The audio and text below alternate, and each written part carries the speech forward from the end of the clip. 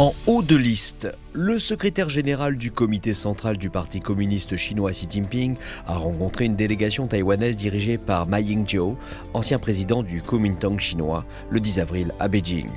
M. Xi a souligné le sens de la communauté et la poursuite ferme du grand renouveau de la nation chinoise. Puis le président chinois Xi Jinping a clarifié la position de la Chine sur la question de Taïwan lors de sa rencontre avec le président américain Joe Biden à Lima.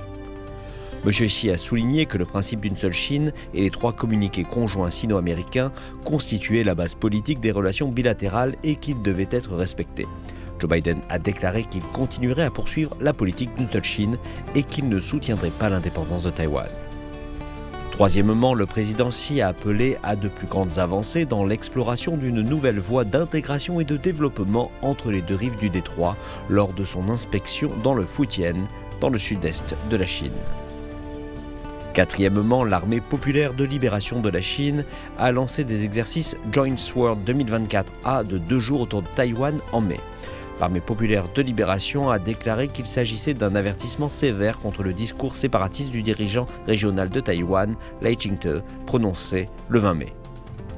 Cinquièmement, le Bureau des affaires de Taïwan du Conseil des affaires d'État a commenté les résultats des élections législatives et de la direction de Taïwan du 13 janvier, déclarant qu'il révèle que le Parti démocrate progressiste ne peut pas représenter l'opinion publique dominante sur l'île.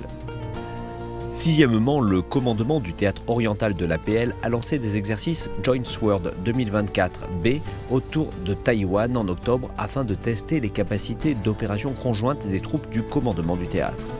Septièmement, la Chine a publié une série de lignes directrices sur l'imposition de sanctions pénales aux séparatistes irréductibles de l'indépendance de Taïwan pour avoir mené ou incité à la sécession. Huitièmement, en juin, la partie continentale de Chine a mis fin aux tarifs préférentiels sur 134 importations taïwanaises stipulées dans l'accord cadre de coopération économique. Neuvièmement, une délégation de professeurs et d'étudiants d'universités de la partie continentale de Chine s'est rendue à Taïwan en novembre. Ils ont été chaleureusement accueillis à leur arrivée. Enfin, la République de Nauru a repris ses relations diplomatiques au niveau des ambassadeurs avec la République populaire de Chine, après avoir rompu ses soi-disant relations diplomatiques avec Taïwan.